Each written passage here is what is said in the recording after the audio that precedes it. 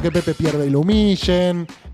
Como competidor es un excelente conductor. Lali y yo somos víctimas. Sos un hijo de puta Pedro. Lali, yo te entiendo, hermana. No es el tema del que vamos a conversar ahora, porque ya está presente en el estudio Pablo Borda, profe de historia. ¿Qué tal, Pablo? Muy bien. ¿Primera muy vez bien. en Gelatina? No. No es la primera vez en Gelatina. Tuve ocasión de estar con Clemente Sí. y en su momento con Leila, José y demás.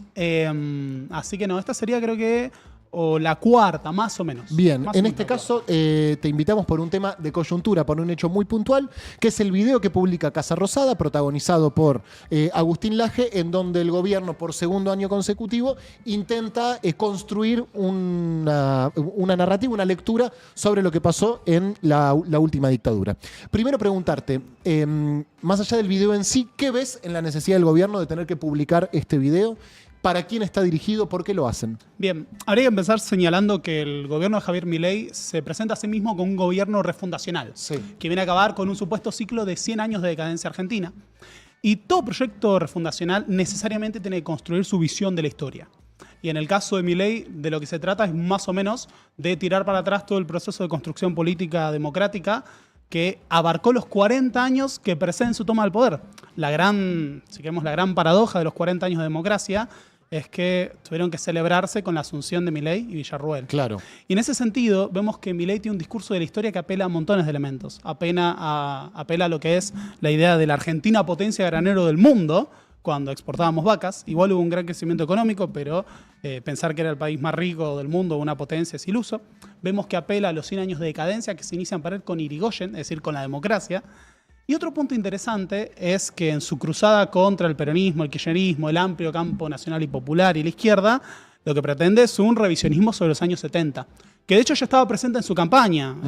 Recordemos que en pleno debate presidencial, Milei consideró que hubo una guerra en la que hubo excesos y que los terroristas secuestraron, torturaron, algo que en realidad no practicó la guerrilla, es un tema interesante para plantear, y ponían bombas en jardines de infantes, algo que nunca fue constatado y es de esas, si queremos, esos efectos Mandela Claro. que se han reproducido a tal punto que lo hemos naturalizado. Claro. Así que para mí de lo que se trata también es de encontrar en el pasado justificativos al presente. No está de más recordar que la última dictadura aplicó un plan de reformas económicas en un contexto de represión terrible y que presentó a su oposición como terroristas. ¿Cómo presenta Milei a aquellos que protestan en el Congreso? Claro. Como terroristas. Hay algo en lo que se diferencia del macrismo, ¿no? Tienen una voluntad por discutir la historia, por disputar el pasado, que el macrismo no tenía. No tenía una cosa un poco más New Age de demos vuelta a la página, pongamos horneros en los billetes, soteros, no me acuerdo qué era exactamente lo que ponían. Igual, Milei no es el primer Muppet de ojos claros que viene a plantear que hubo un proceso de décadas de decadencia, porque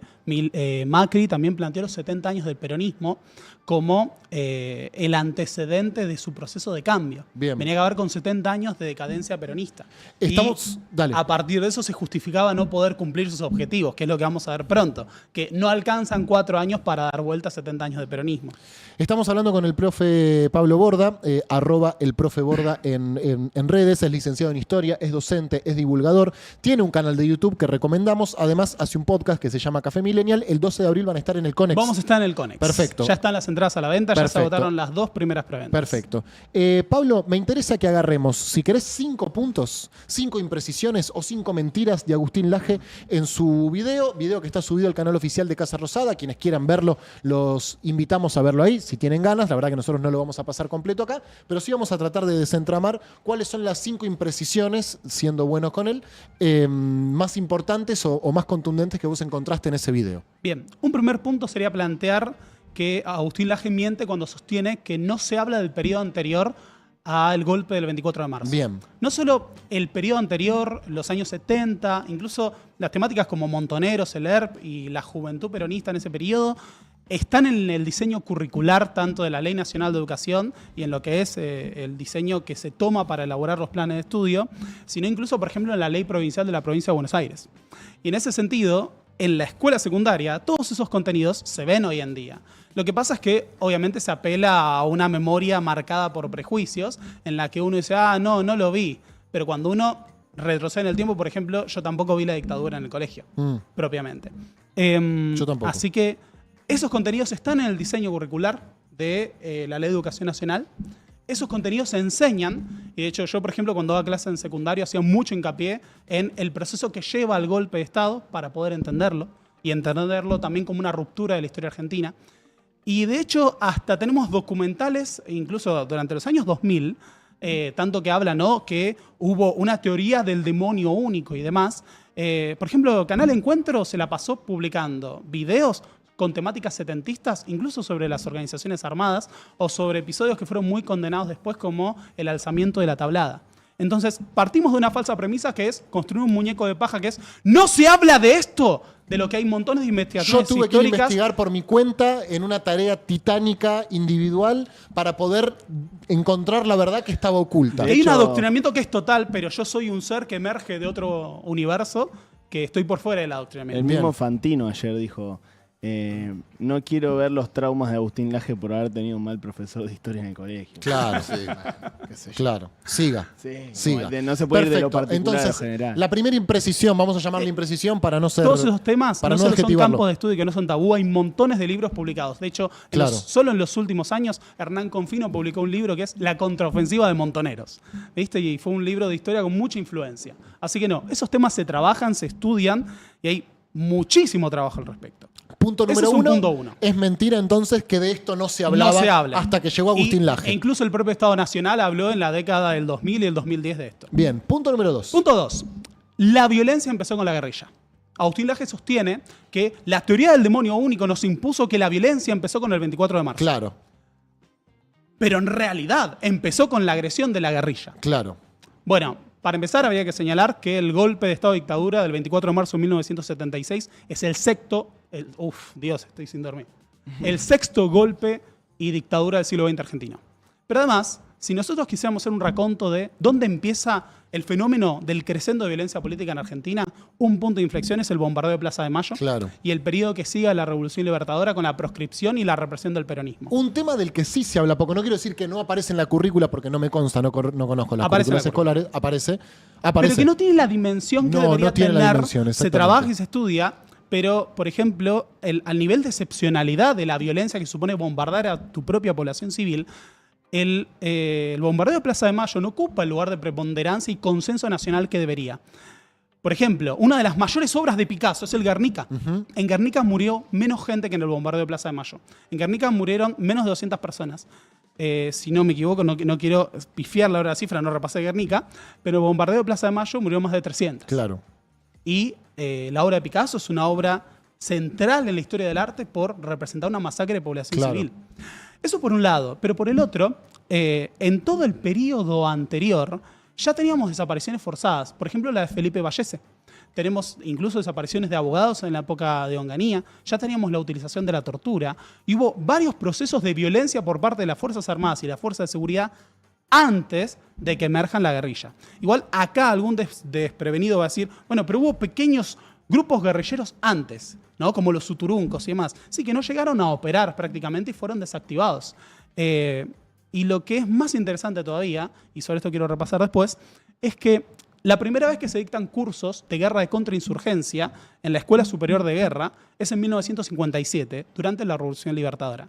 20 años antes del Claro. golpe del 76 y 15 años antes del primer ataque de Montoneros, se instruyó a militares argentinos en técnicas de guerra de contrainsurgencia influenciadas por lo que se conoce como la Escuela Francesa, que se probó en Indochina y Argelia.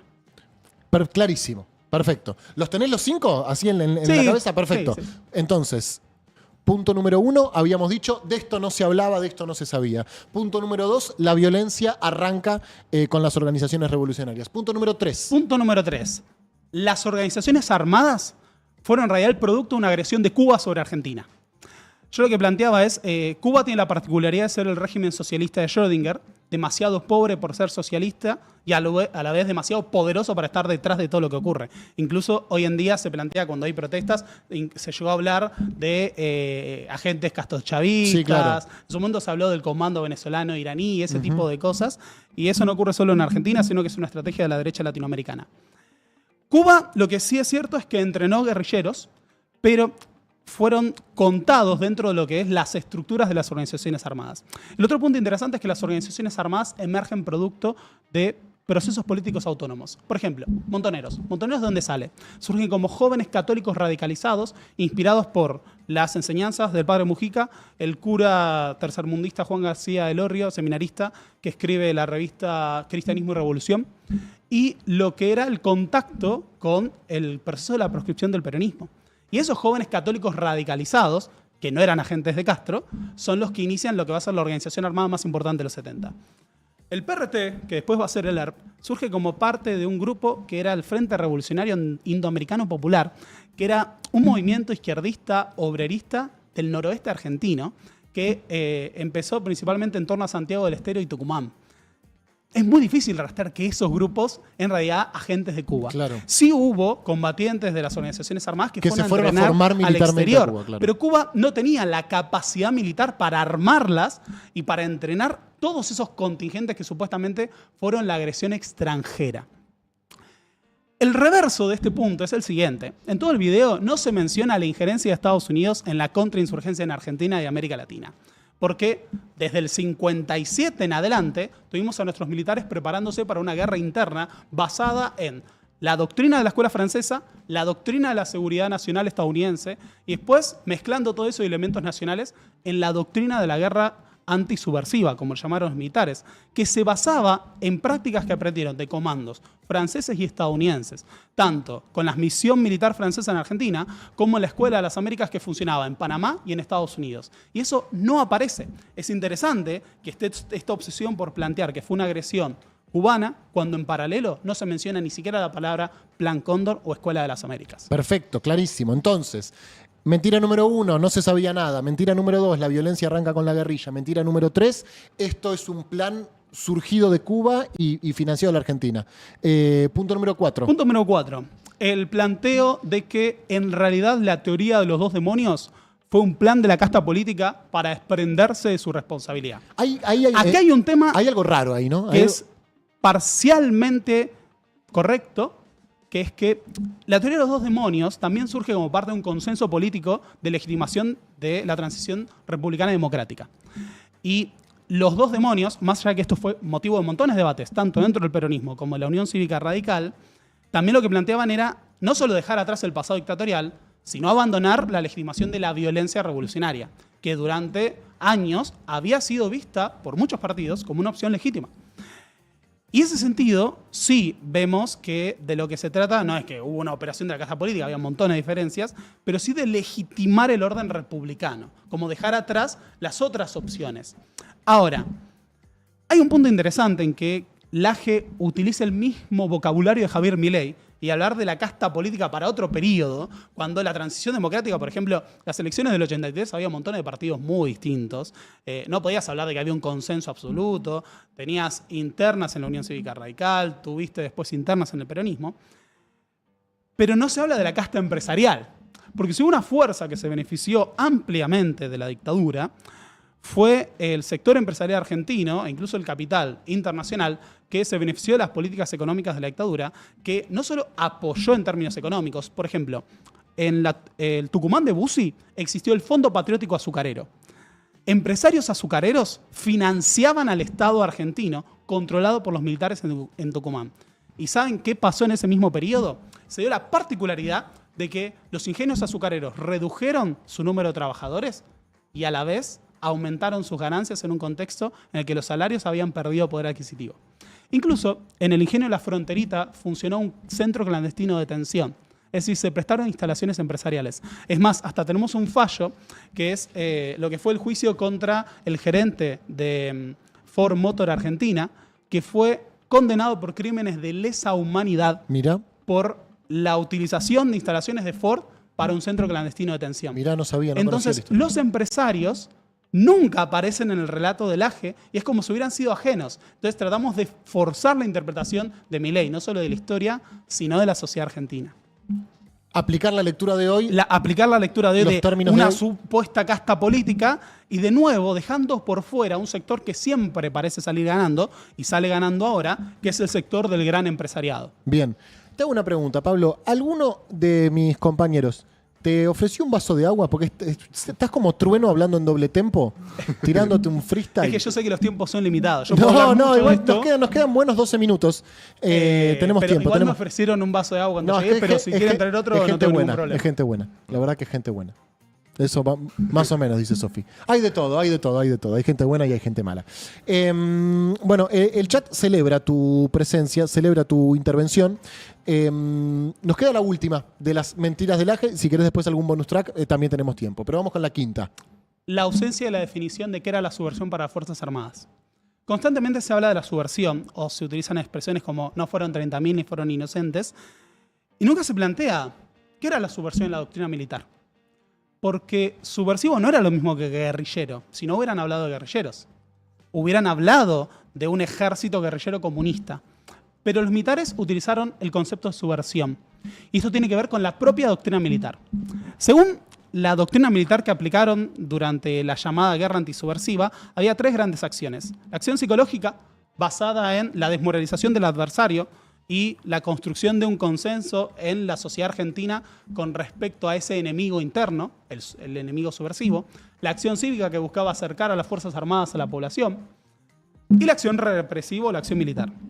Ahora, la acción represiva, que consideraba que todo el territorio nacional era un teatro de operaciones para Fuerzas Armadas, primer comunicado de la Junta Militar. El país se encuentra bajo el control operacional de las Fuerzas Armadas, es decir, la totalidad del territorio nacional es un teatro de operaciones militar.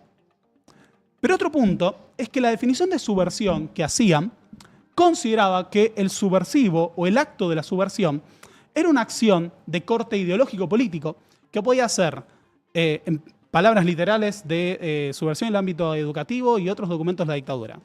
Una acción que podía ser insidiosa o violenta, podía no ser violenta, y después clandestina o abierta, podía ser legal, que busca la toma del poder o la imposición desde de un nuevo modelo de sociedad basado en una escala de valores diferentes. Y lo interesante... O sea, ser candidato en una elección básicamente podría clasificarse como algo subversivo. Si tu programa político va en contra o propone un modelo de sociedad diferente... Sos subversivo. Deja la ambigüedad absoluta, es subversivo. Esto se basaba en gran parte en una tesis que surge como parte de la doctrina francesa, que es la tesis de Roger Trinquer de la guerra moderna. Roger Trinquer es un militar francés que participa de la guerra de Indochina y después de la guerra de Argelia y elabora una nueva teoría militar que considera que en la Guerra Fría hay una guerra a nivel global entre la sociedad occidental y cristiana, fíjense estas referencias que encontramos, y el enemigo comunista internacional. Y lo que planteaba es que el enemigo comunista atacaba de otras formas. No atacaba en el frente como un ejército, sino que atacaba en la retaguardia. Que cada huelga en una fábrica, cada protesta estudiantil, incluso cada reparto de panfletos, eran en realidad un pequeño episodio de una guerra global del comunismo contra la sociedad occidental y cristiana.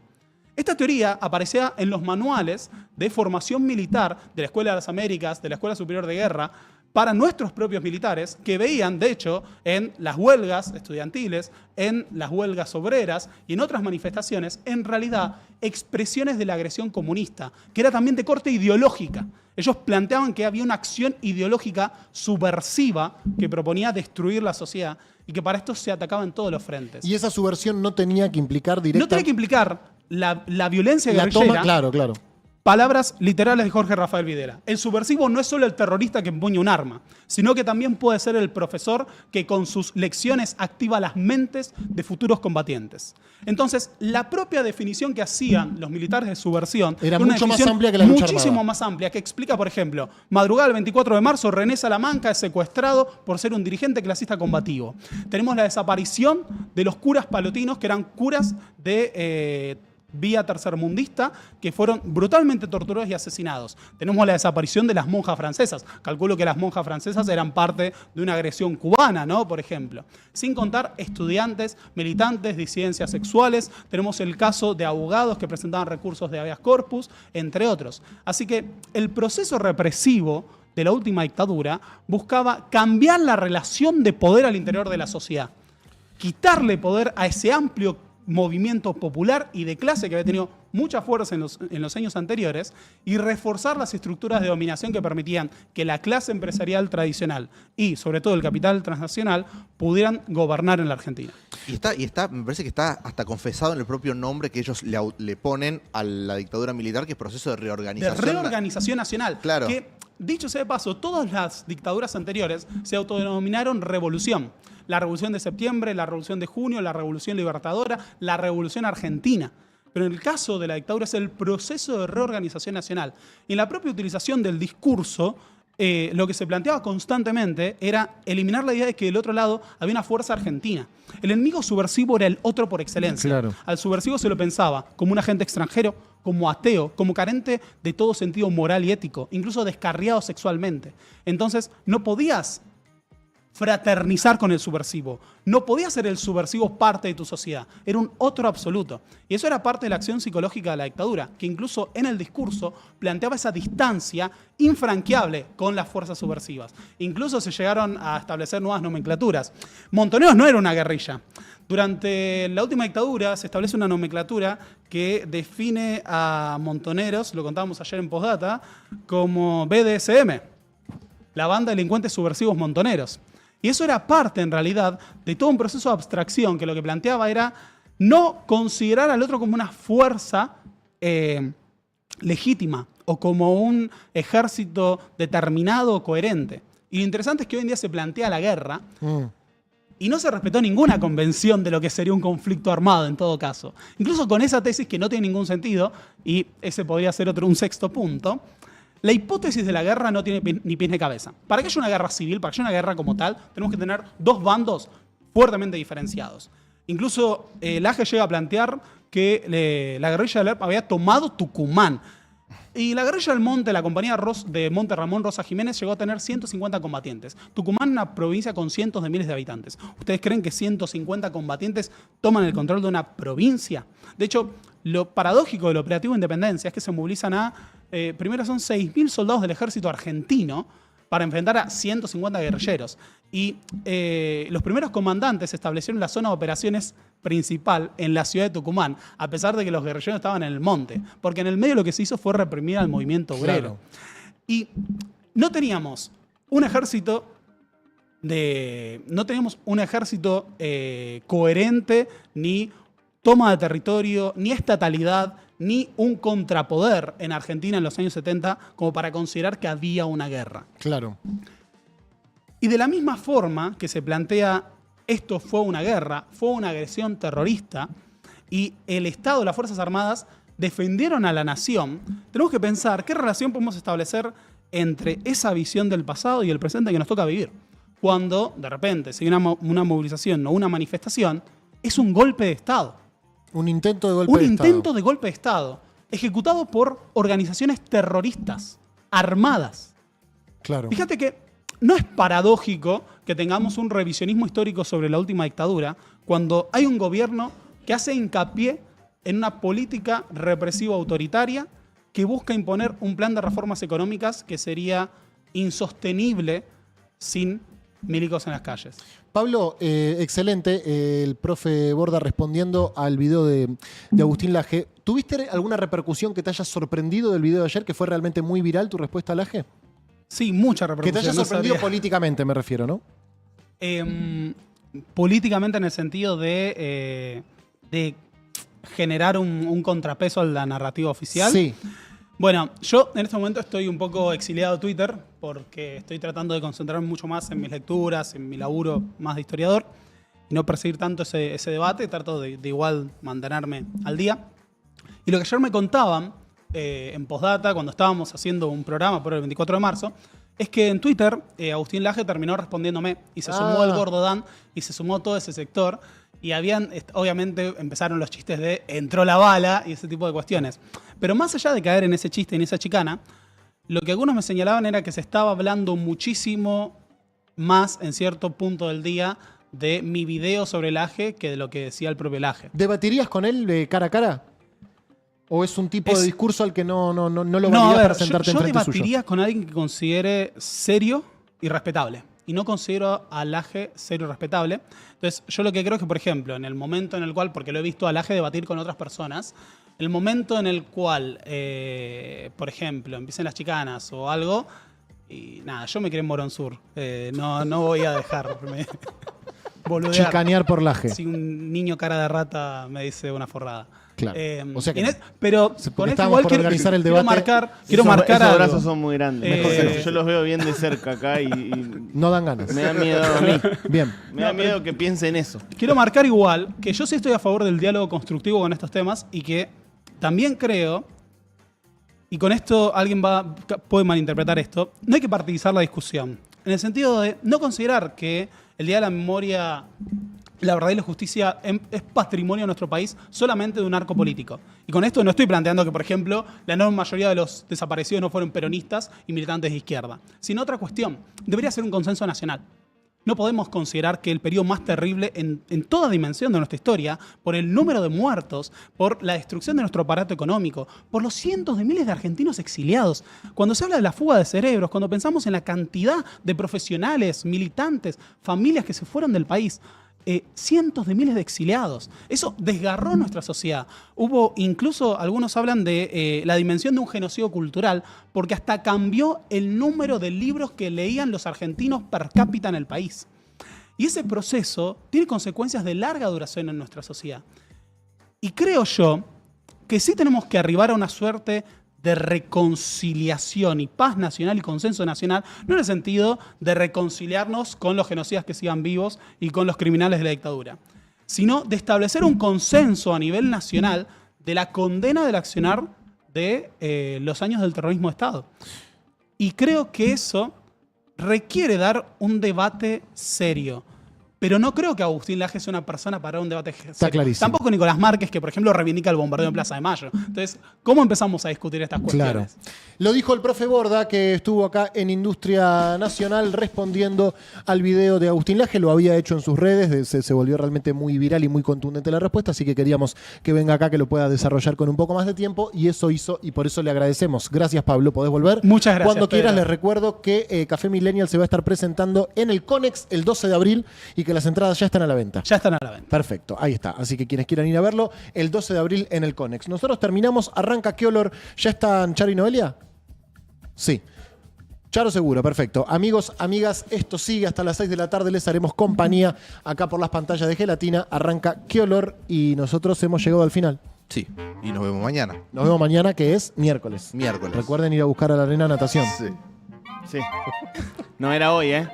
A vos, papi, que estás en la puerta del club diciendo, ¿y esta dónde se Muy metió? mal de socios hoy, ¿eh? Es mañana. No, es que es una vergüenza. Nos abandonó la gente. No, y nosotros lo dejamos de hacer. La gente nos Se abandonó. cancela el plan el 10. Se cancela el plan. Sí. Listo, gente. Bárbaro. Nos vemos mañana. Chau.